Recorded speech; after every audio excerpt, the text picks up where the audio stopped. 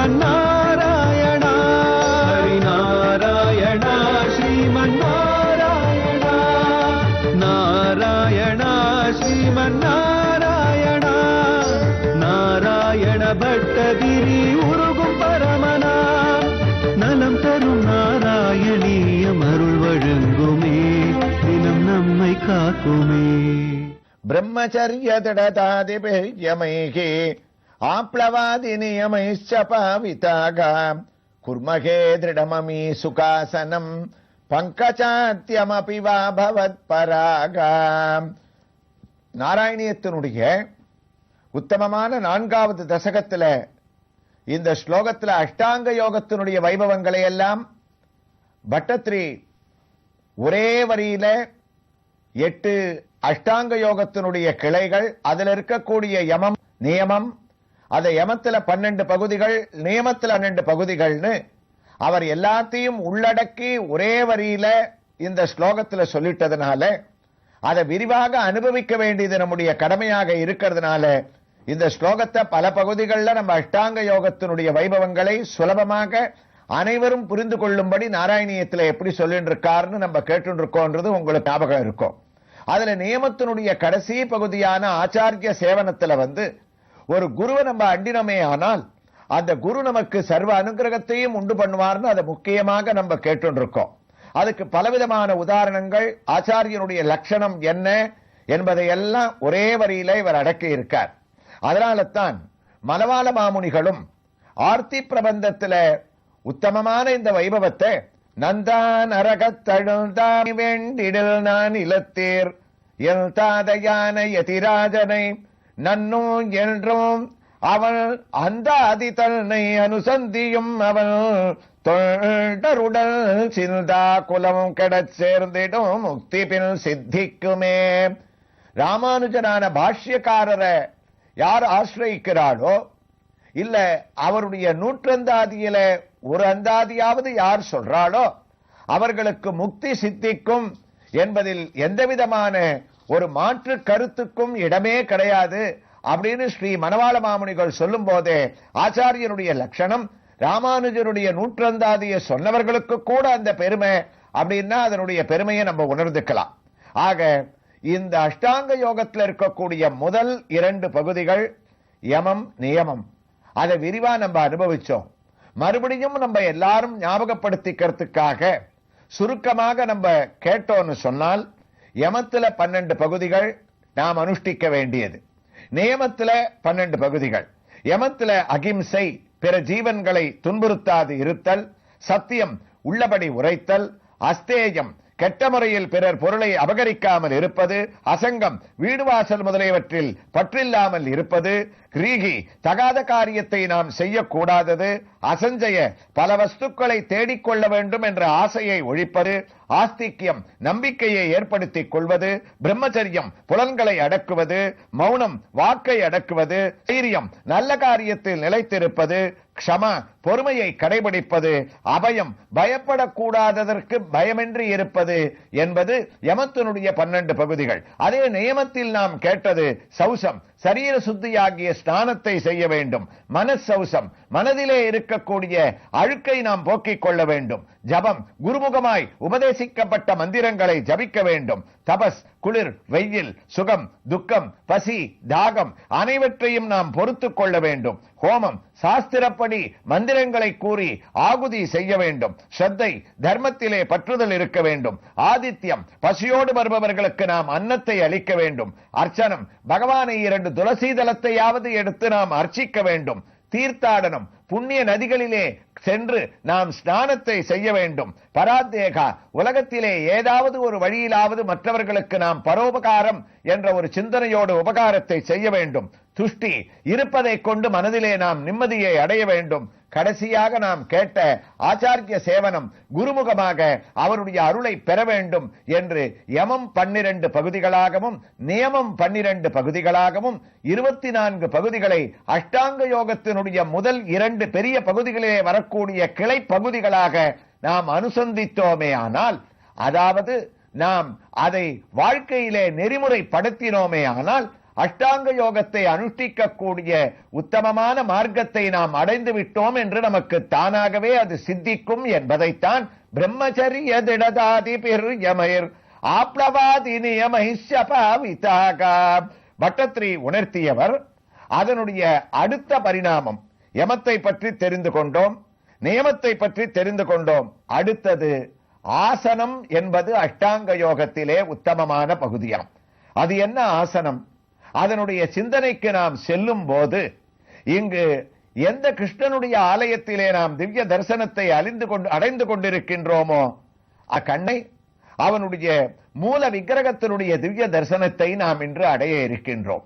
சௌந்தர்யபுரம் என்ற ஒரு சிறிய கிராமத்திலே, அதாவது தென்னாங்கூருக்கு பக்கத்திலே 5 கிலோமீட்டர் தூரத்திலே அமைந்திருக்கக்கூடிய அம்புஜவல்லி நாயிகா சமேத ஸ்ரீ ஆதிகேசவ பெருமாள் திருக்கோயிலில் பத்மசக்கரத்தை தரிசித்த நாம் இப்போது மூலஸ்தானத்திலே எம்பெருமானை தரிசிப்பதற்காக உத்தமமான ரோகிணி நன்னாளிலே அவதரித்த கண்ணனுடைய திவ்ய நட்சத்திரத்திலே அவனுடைய திவ்ய சேவையை அடைய நாம் பாக்கியத்தை செய்திருக்க வேண்டும். இதோ அழகான மூல சுவாமி ஆதிகேசவன், கேசவனே கண்ணன், கண்ணனே கேசவன், சொர்ண கவசத்துடன் தங்க மேனியிலே அழகாக அவன் மின்ன நாம் அழகான அந்த திவ்ய தரிசனத்தை காண்பதற்கு என்ன பேறு பெற்றிருக்க வேண்டும்?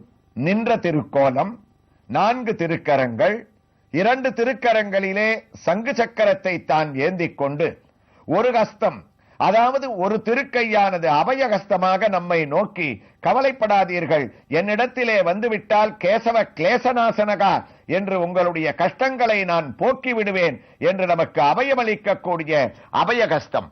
அது மட்டுமா, அவனுடைய இடது கையை இடுப்பிலே வைத்துக் கொண்டு அழகாக கடிகஸ்தத்துடன் பரம கம்பீரமாக நிற்கக்கூடிய திவ்ய சேவை, உத்தமமான யஜ்ஞோபவீதத்தையும் அவன் சார்த்திக் கொண்டிருக்கின்றான். ஆகா, அவனுடைய நெற்றியிலே கல் வைத்த உயர்ந்த ஊர்த்வபுண்டம் என்று நாம் சொல்லக்கூடிய திருமன்காப்பினுடைய திவ்ய தரிசனத்தையும் அடைகின்றோம். திருவடி உயர்ந்த தாமரை பீடம், அந்த தாமரை பீடத்தின் மேலே அவனுடைய திருவடி தரிசனத்தையும் நாம் அடைகின்றோம். இதே சுவாமியை நாம் இந்த கவச்சங்களை களைந்து தரிசித்தோமே ஆனால், ஆகா, இதோ மற்றொரு பரிணாமத்திலே அழகாக காட்சியளிக்கின்றாரே. கருமையான அந்த அர்ச்சாவதார விக்கிரக ரூபத்திற்கு ஏற்ப நாம் கவசத்திலே தரிசித்ததுபடி சங்கு சக்கரங்களோடும் அபயஹஸ்தத்தோடும் இடுப்பிலே கையை வைத்துக் கொண்ட கடி ஹஸ்தத்தோடும் பகவான் தன்னுடைய உயர்ந்த திருவடி தரிசனத்தோடு கவசத்தை களைந்தும் இதோ அவனை தரிசித்து விட்டோம். ஒருபுறம் ஸ்ரீதேவி, மற்றொரு புறம் பூதேவி நாச்சியார், இருவரும் அழகாக கிரீடங்களை தரித்துக் கொண்டிருக்க, திலகத்தை சார்த்திக் கொண்டு, ஒவ்வொருவரும் ஒவ்வொரு கையிலே தாமரை புஷ்பத்தை வைத்துக் கொண்டு, மற்றொரு கையை தொங்கவிட்டுக் கொண்டிருக்கக்கூடிய திவ்யமான 2 பிராட்டிமார்களுடைய தரிசனம். அவர்களுக்கும் சொர்ண கவசத்தை அணிவித்து கவசத்தோடு அவர்களை தரிசித்தோம். இதோ கவசமானது களையப்பட்டு 2 திவ்யமான நாச்சியார்களுடைய தரிசனத்தை நாம் அடைகின்றோம். பகவானும் இங்கு அழகாக லக்ஷ்மி பதக்கத்தை சார்த்திக் கொண்டிருக்கின்றார். அந்த உயர்ந்த லக்ஷ்மி பதக்கத்தினுடைய உத்தமமான தரிசனம், அதோடு அழகான ஆரத்தியும் நாம் தரிசித்து, அங்கு இருக்கக்கூடிய உத்தமமான உற்சவமூர்த்தியினுடைய திவ்ய தரிசனத்தை கோவர்தனகிரி திருக்கோலத்தோடு ஏற்கனவே நாம் தரிசித்தோம். அதே உற்சவமூர்த்தி அந்த திருக்கோலத்தை கலைத்துவிட்டு நின்ற திருக்கோலத்திலே அழகான கிரீடத்தோடு கர்ணபத்திரம் அபயகஸ்தம் சங்கு சக்கரத்தோடு அவரும் ஸ்ரீதேவி பூதேவி நாச்சியாருடன் நமக்கு காட்சியளிக்கக்கூடிய இந்த மூர்த்தியினுடைய திவ்ய தரிசனத்தோடு நாம் அஷ்டாங்க யோகத்திலே பட்டத்ரி சொன்ன சுகாசனம், அதாவது நாம் அனுஷ்டிக்க வேண்டிய அடுத்ததாக வரக்கூடிய ஆசனம் என்ற பகுதியினுடைய வைபவத்தை நாம் சிந்திக்க ஆரம்பிக்க வேண்டும். அது என்ன ஆசனம்? குர்மகே திருடமமி சுகாசனோ பங்கஜாத்யமபி வாபவத் பராக. பட்டத்ரி சுகாசனம்னு அழகாக இந்த ஆசனத்தினுடைய பெருமையை சொல்றாராம். அதாவது நம்ம யமம் நியமங்கள்ல வரக்கூடிய 24 சிறிய பகுதிகளை வாழ்க்கையில அனுஷ்டிச்சிட்டோம். அனுஷ்டிக்கிறோமோ இல்லையோ அதை காதல வாங்கிட்டு இப்ப அதை நம்ம ஞாபகத்துல வச்சுக்கணும். அவ்வாறு நம்ம அனுஷ்டிச்சதுனால 24 பகுதிகளை கடந்து யமம் நியமம் என்ற முக்கியமான அஷ்டாங்க யோகத்தினுடைய 2 பாகத்தை கடந்து இப்ப 3வது பகுதியில நிக்கிறோம். அது என்னது? ஆசனம். ஆசனம்னு சொல்லும் போதே நமக்கெல்லாம் சாதாரணமாக ஒரு அர்த்தம் புரியுறது, உட்கார்ந்துக்கிறது, அதாவது அமர்வது. நாம் அமர்ந்து கொண்டே செய்யக்கூடிய காரியத்திற்கு ஆசனம்னு பெயரா. அது இப்ப இந்த அஷ்டாங்க யோகத்துல நாம் அமரும் போது எப்படி அமர வேண்டும், அதையே ஒரு விஷயமாக, ஒரு ஆசனமாக இந்த ஒரு யோகமானது ஆச்சரியமாக நமக்கு விவரிக்கின்றதா. அதாவது 2 காலையும் நம்ம மடக்கிண்டு நிமிர்ந்து உட்கார்ந்து இந்த ஆசனத்தை நம்ம பண்ணணுமா. அப்படி உட்காரக்கூடிய இடம் இருக்கே, பரிசுத்தமான இடமாக இருக்கணும். தனியான இடத்துல நம்ம அமர்ந்துக்கணும். சரீரத்தை நம்ம சுத்தமாக அந்த நியமத்துல பண்ணிட்டோம். மனசும் சுத்தமாக நமக்கு ஆயிடுத்து.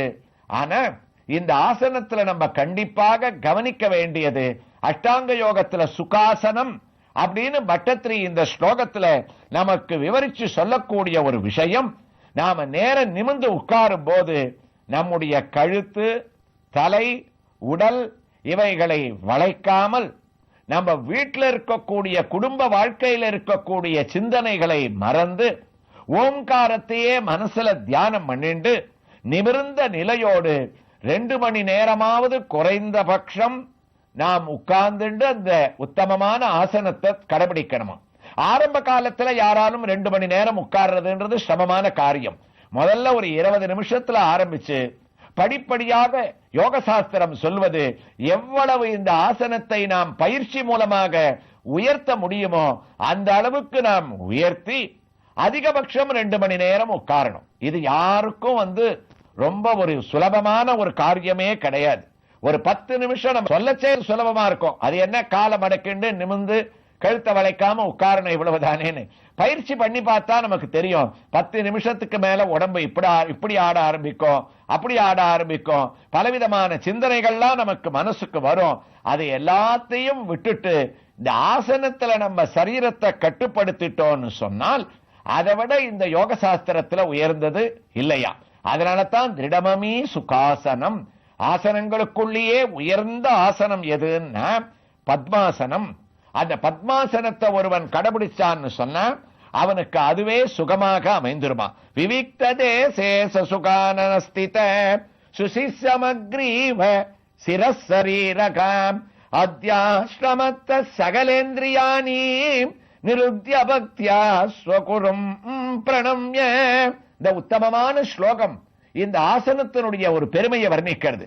பரிசுத்தமும் ஏகாந்தமான இடத்துல அமர்வது, சரீரம் மனசு ரெண்டுத்தையும் சுத்தமாக கொள்வது, கழுத்து, தலை, உடல் இவைகளை வளர்க்காமல் நேராக வைத்துக் கொள்வது, தனது குலம், கோத்திரம், பெயர், வீடு, பொருள் இவைகளை மறப்பது, இந்திரியங்களை அடக்குவது, இவ்வாறு இந்த 5 நிலைகளை ஒருவன் கடைபிடித்தானே ஆனால் அத்தியாஸ்ரமத்த சகலேந்திரியாணி நிருத்ய பக்தியா ஸ்வகுரும் பிரணம்ய, அவன் இந்த ஆசனத்தை அடைந்ததற்கு, உத்தமமான வைபவங்களை கடைபிடிப்பதற்கு ஒரு காரணபூதனாக ஆவானா.